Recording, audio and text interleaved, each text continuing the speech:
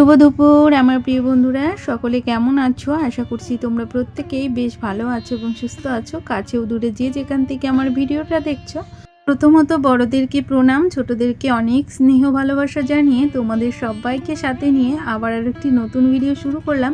আজকের ভিডিওটাও আশা করি তোমাদের কিছুটা হলেও তোমাদের বেশ ভালো লাগবে, তাই সকলে আমার সঙ্গে থেকো। আর এই দেখো, তোমাদের সঙ্গে কথা বলতে বলতে আমি কিন্তু দুপুরে রান্নাবান্না করার জন্য রান্নাঘরে চলে এসেছি। আর আজকে সবাইকে শুভ দুপুর বলার একটাই কারণ, আজকের ভিডিওটা আমি একটু পরে পরেই শুরু করেছি, মানে 12টার আগে, ওই সকাল 11টা সাড়ে 11টা বাজে তখন থেকেই ভিডিওটা শুরু করেছি। তার জন্যই কিন্তু আজকে তোমাদের সবাইকে শুভ দুপুর বলে। আর আজকে কিন্তু প্রথমে তোমাদের সঙ্গে শীতকালে পেয়ারা মাখা দিয়েই কিন্তু ভিডিওটা প্রথম শুরু করেছি। আজকে ধনেপাতা দিয়ে পেয়ারা মাখিয়েছিল, সেটাই কিন্তু আমি প্রথম খেয়ে নিয়েছি, তোমাদেরকে এক ঝলক দেখিয়ে তারপরে কিন্তু এই যে রান্নাঘরে চলে এসেছি।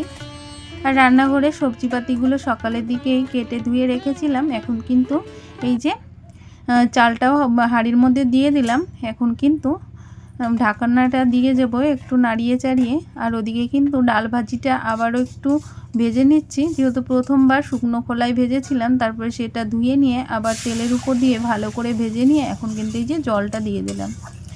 আর আমি মুগ ডাল এভাবেই রান্না করি, প্রথমে কিছুটা ভেজে নিই, হালকা একটু ভেজে তারপরে ডালটা ধুয়ে নিয়ে তারপরে তেলের উপর দিয়ে আবার সেই ডালটা ভালো করে ভেজে নিয়ে তারপরে কিন্তু ডালটা রান্না করি।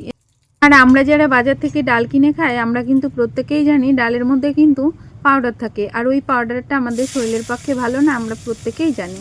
আর ওই জন্যই কিন্তু ডালটা এভাবেই আমি রান্না করি। তারপরে দেখো, এই যে ডালে সম্বারা দেবো বলে কিছুটা কাঁচা টমেটো দিয়েছি, তার সঙ্গে এই যে একটা শুকনো লঙ্কা দিয়েছি। এখন কিন্তু টমেটো ভালো করে ভেজে নিয়ে তারপরে কিন্তু আমি ডালটা দিয়ে দেবো। তার আগে কিছুটা ভাজা জিরেও তুলে রেখেছি, ওটা কিন্তু ডালটা নামানোর সময় এবারে ঘষে দিয়ে দেবো। আর আমি এভাবে সিম্পলভাবেই ডালটা রান্না করি, তবে খেতে বেশ ভালোই লাগে। আর মটরশুঁটি দিয়েছি তো বেশ ভালোই লাগবে। আর আজকে বারটা হলো শনিবার, আর শনিবারের দিন তো আমরা নিরামিষ খাই, ওই জন্য কিন্তু এই যে সকালে মানে সকালবেলা রুটি করেছিলাম, সেটা কিন্তু প্রত্যেকে খেয়েছি। আর এই রান্নাটা করছি দুপুর আর রাতের জন্য। ওদিকে আমার ডালটা হচ্ছে, আর আমি কিন্তু এখন এই যে লঙ্কার এই বোটাগুলো ছাড়িয়ে নেব। এভাবে রান্না করতে করতে একটা একটা কাজ করে নিই, তাহলে বেশ রান্নাও হয়ে যায়, আবার এদিকে কিছু কাজ এগিয়েও যায়। আর আজকে দুপুরবেলা রান্না করব, ডাল করছি, আর কিছুটা ঘরে পনির আছে, পনির তো না, ছানা আছে। ওই ছানাটা বেঁচে গেছিলো, মানে কেউ খাচ্ছে না, ঠিক আছে, ছানাটা নষ্ট হচ্ছে, তাই ভাবলাম যে ওই ছানাটা দিয়ে আলু দিয়ে একটু মানে কোনো মশলা ছাড়াই রান্না করে নেব। আর এদিকে ভাতটাও হয়ে গেছে, ভাতের মারগালাও হয়ে গেছে, ভাতে তাপ দেওয়াও হয়ে গেছে। আর এদিকে আমার ডালটা হয়ে গেছে, এখন কিন্তু ডালটা নামিয়ে নিলাম। আর ডালটা খুব বেশি পাতলা করিনি জানো, মানে গাঢ় ডাল খেতে আমারও বেশ ভালো লাগে। আর এদিকে কড়াইতে তেল তেতে গেছে, তারপরে কিন্তু এই যে যেই ছানাটা ছিল সেটা কিন্তু হালকা করে ভেজে নেব। এই ছানাটা দুদিনে আগেকারই ছানা, তোমরা এর আগের ভিডিওতে দেখেছো, সেই ছানা করেছিলাম, সেই পুরো ছানাটা না মানে কেউই খায়নি, রয়ে গেছে, ওই জন্য দেখলাম আলু দিয়ে রান্না করে ফেলি। তারপরে দেখো, এই যে আলুটাও দিয়ে দিলাম, এখন ভালো করে আলুটা কষিয়ে নেব। আর এই আলুর তরকারিতে একটু গরম জল দেব, তার জন্য কিন্তু এই গ্যাসের এই পাশে বাটিতে করে একটু গরম জল দিয়ে দিলাম। আর ওইদিকে এখনও লঙ্কার বোটাগুলো আমার ফেলা হয়নি, যেহেতু একটার পর একটা রান্না করছি, তো আর অল্প কটাই আছে। এই কটা বোটা ফেলা হয়ে গেলে তারপরে কিছুটা রান্নাঘরে রেখে দেবো, আর কিছুটা ফ্রিজে রেখে দেবো। তারপরে দেখো, এই জায়গাটাও সুন্দর করে মুছে নিলাম, যেহেতু এতক্ষণ লঙ্কা ছাড়িয়েছি, ওই জন্য ওই জায়গাটা মুছে নিয়েছি, যেহেতু রান্নাবান্না করে ওখানে রাখি, তো ওই জন্য জায়গাটা পরিষ্কার করে তারপরে কিন্তু এই যে আলুটার মধ্যে ছানাটা দিয়ে দিলাম। আর খুব সিম্পলভাবেই করেছি, আলুগুলো ভালো করে কষিয়ে নিয়েছি, তারপরে কিন্তু এই যে আলুটা সিদ্ধ হয়ে যাওয়ার পরে ছানাটা দিয়ে দিয়েছি। এখন দেখো ফাইনালি আমার এই যে আলু দিয়ে ছানার তরকারিটা আমার হয়ে গেছে। যেন এইভাবে ছানার তরকারি আমি এর আগে কখনো করিনি, তবে ছানার তরকারিটা কিন্তু খেতে বেশ ভালো হয়েছিল।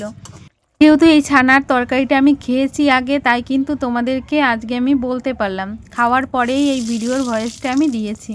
তারপরে এই দেখে দেখো, এই যে তেল তেতে গেছে, কিছুটা রাঁধুনি দিয়ে, আজকে তো রসুন খাবো না, ওই জন্য কিন্তু রসুন দিতে পারলাম না, যেহেতু এই বেলে শাকের মধ্যে না রসুন দিলে বেশ ভালো লাগে খেতে।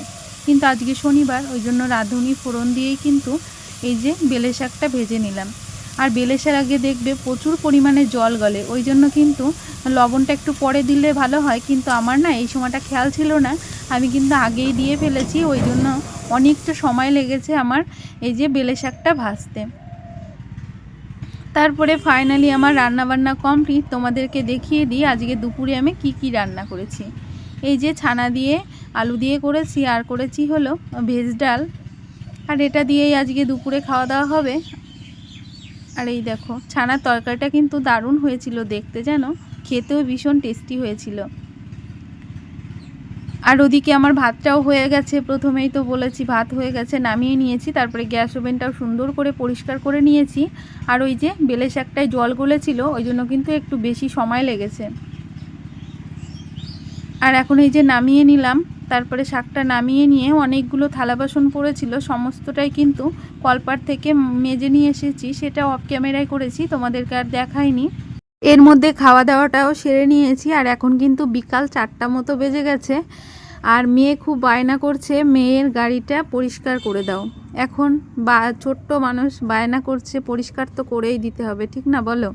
তার জন্য কিন্তু এই যে এক বালতি জল এনে, আর তোমরা তো প্রথমেই দেখেছো গাড়িটা কত নোংরা পড়েছিল, যেহেতু গাড়িটা বাইরেই থাকে ওই জন্য কিন্তু প্রচুর নোংরা পড়েছিল। তার জন্যই ভালো করে সার্ফ দিয়ে গাড়িটাকে কিন্তু ঘষে ঘষে পরিষ্কার করেছি। তার সঙ্গে ওই যে জামা কাপড় যেটা দিয়ে পরিষ্কার করে না, ব্রাশ, ওটা দিয়েও কিন্তু গাড়িটা পরিষ্কার করেছি। অনেকটা সময় ধরে গাড়িটা পরিষ্কার করার পরে তারপরে কিন্তু ওই যে বসার যেই ইয়েটা থাকে, ওটাও আমি ভালো করে সার্ফ দিয়ে কেচে বাইরে মেলে দিয়ে চলে এসেছি ঘরে। আর ঘরে মেয়ে বিরক্ত করে এই যে সমস্ত কিছু খেলনাগুলো বাইরে ছড়িয়ে ছিটিয়ে রেখেছে। আর আজকে আমার দুষ্টুটা না ঘুমোয়নি, ওকে ঘুম পাড়ানোর চেষ্টা করেছিলাম, ও কিন্তু কিছুতেই ঘুমোয়নি। ওই জন্য এই দেখো এখন বিছানাটা আবার একটু গুছিয়ে নিলাম, যেহেতু মেয়ের জন্য দুধ জোগান আনি, সেখানে আমার যেতে হবে, ওই জন্য কিন্তু এই যে বিছানাটা সুন্দর করে গুছিয়ে নিলাম। আর দেখবে ঘরের মধ্যে বিছানাটা গোছানো থাকলে ভীষণ ভালো লাগে, আমার তো ভীষণ ভালো লাগে। ওই জন্য আমি যখনই সময় পাই আর যখনই এলোমেলো দেখি তখনই কিন্তু বিছানাটা গুছিয়ে রাখি। তারপরে যাই বলো, ঘরের প্রত্যেকটা কাজ আমার হয়ে গেছে। এখন কিন্তু এই যে মানে ঘরটা ঝাড় দিয়ে নেব। আর আমার এই ছোট্ট ঘরটা আমি এইভাবেই প্রতিদিন বিকালবেলার দিকেও পরিষ্কার করে নিই।